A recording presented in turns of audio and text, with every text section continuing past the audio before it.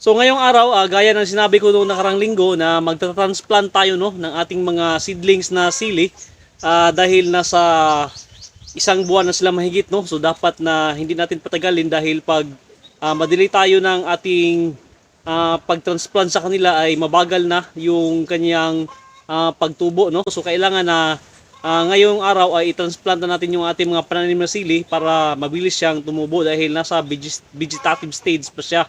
Noong Lunes ay ibinenta natin no, yung ipinakita natin sa inyo na mga sili at ang kagandahan ngayon ay nasa 250 pesos na per kilo yung bili no, ng ating mga sili. So inasahan natin na by March ay mas tataas pa no, yung presyo ng sili. Siguro aabot pa ito ng mga 300 to 400 pesos per kilo dahil ito yung season ng tamban dito sa aming lugar no, yung tinatawag sa amin na tuloy dahil ito yung peak season no sa mga ganitong klase na isda at ang mga isdang tamban o tuloy ay ito yung gagamito no sa paggawa ng bottled sardine. So mas dadami pa yung ating demand ngunit maliit lang ang supply ng ating siling kulikot no kaya napakataas ng presyo niya.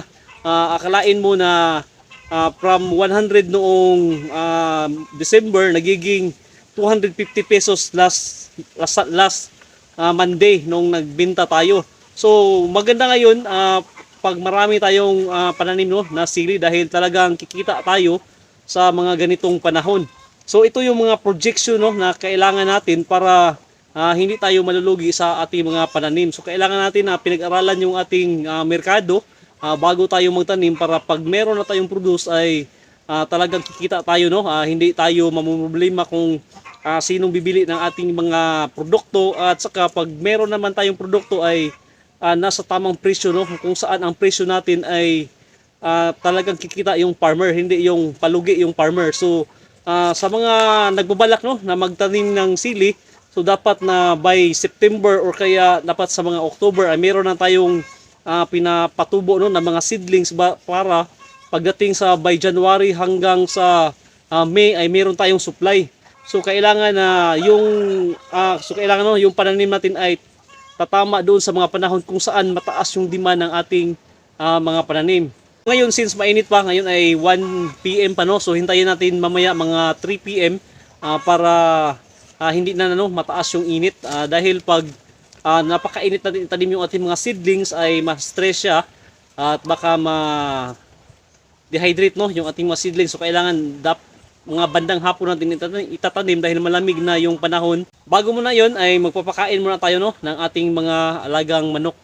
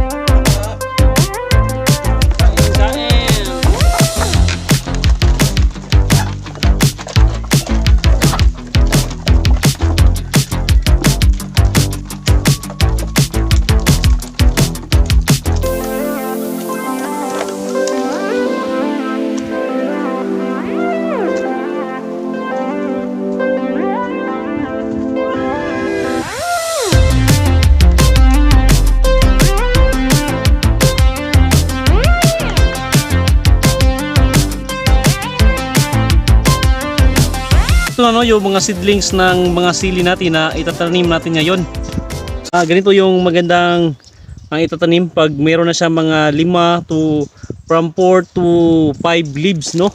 So ito yung timing natin para itanim siya dahil nasa isang buwan na sila no at isang linggo.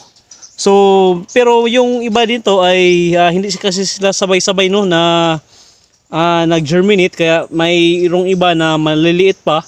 So yung mga maliliit pa no ay palalakihin muna natin sila ng konti tapos saka natin no i-transplant. So ang i-transplant muna natin ngayon ay itong mga ganito na kalaki no. So yung mga ganito na kataas. So inaasahan natin na siguro by mga May ay magsisimula na tayo no, na makaharvest ng mga sili na ito. So ayan sila no, nasa mga 400 to 500 pieces ito na mga seedlings natin. Ang mga seedlings na ito no ay aabot pa ito sa mataas na presyo no ng mga sili dahil hanggang August pa yung pagtaas ng presyo ng sili. So by mga September ay simula naman siya no na pababa yung presyo hanggang sa December. Then pagdating ng January ay saka naman siya tataas pabalik hanggang sa August na naman. So ganito yung trend ng sili. Sa ngayon ay nag-obserbar muna tayo sa merkado no. So ayan, since nakakuha na tayo ng trend, so by next season ay mas damihan pa natin no yung ating pananim na sili. Dito banda tayo unang mag-transplant no ng ating mga seedlings dahil ito yung unang hindi nasisikatan ng araw. So ito na, ready na yung area natin no na pagtaniman ng ating sili. Dito ay nakapagbasal na tayo no noong nakarang linggo ng abono. So meron na siyang basal application natin ng abono. Kung tingnan nyo ay may mga damo pa siya, pero yan ay na-apply na natin no ng herbicide. So dito sa ating farm ay pinapractice natin no yung zero burning. Kung kaya napapansin nyo dito na may mga damo na nandyan lang, pinapalanta natin yan no dahil yan ay mapakinabangan naman natin at yan ay magiging organic material dito sa ating lupa. So hindi natin kailangang sunugin yung ating mga damo. Palalantain lang natin yan hanggang sa ma-decompose siya at yan ay magagamit natin as organic material. Magiging abono din niya, magiging pataba din niya no, ng ating lupa. So ang paraan natin dito sa land preparation natin ay pinabungkal lang natin no, yung perhel. Wala kasi tayong mga gamit dito kagaya ng cultivator. Pinabungkal lang natin ito no. So ang distance per planting natin dito ay nasa 50 by 50. Mayroon tayong tigdalawang row no at doon naman sa gitna ng in between row natin ay estimated natin to ng mga 1 meter. No, 1 meter ito dahil dito sa gitna ng ating in between row ay tataniman natin ito no ng kamuti dahil ang kamuti ay siyang magsisilbi nating panangga sa ating siltation dahil pag malakas ang ulan dahil sloping no yung ating area dito kaya tataniman natin ito ng kamuti sa gitna parang yung mga lupa na naaanod yung mga erosion ay dito lang siya maiipon sa kamuti no. So ito no, magsimula na tayo mag-transplant ng ating mga sili dito. Ito na no, yung seedlings natin ready na siya. At saka yung lupa natin. Mabuti no, kahapon ay umulan dito. Kaya yung lupa natin ay basa pa siya. So sa ganito mga panahon natin itanim yung ating sili no. Dahil pababa na yung araw at yung mga pananim natin since malamig na yung moisture ay kaya madali na makarecover no, yung ating mga pananim. So ito na, magsimula na tayo mag-transplant. So ganito no, bunutin lang natin itong ating mga pananim.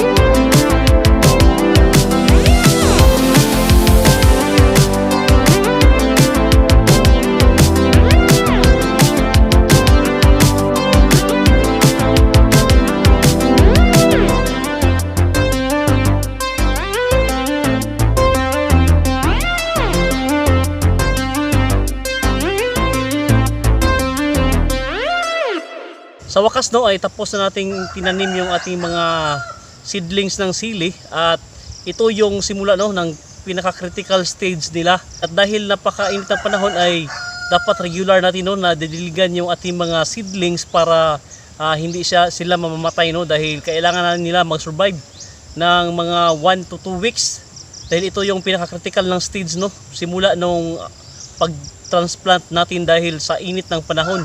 So update natin no after 2 weeks kung kumusta na yung ating mga pananim na sili, kung sila ba ay nakasurvive or namamatay.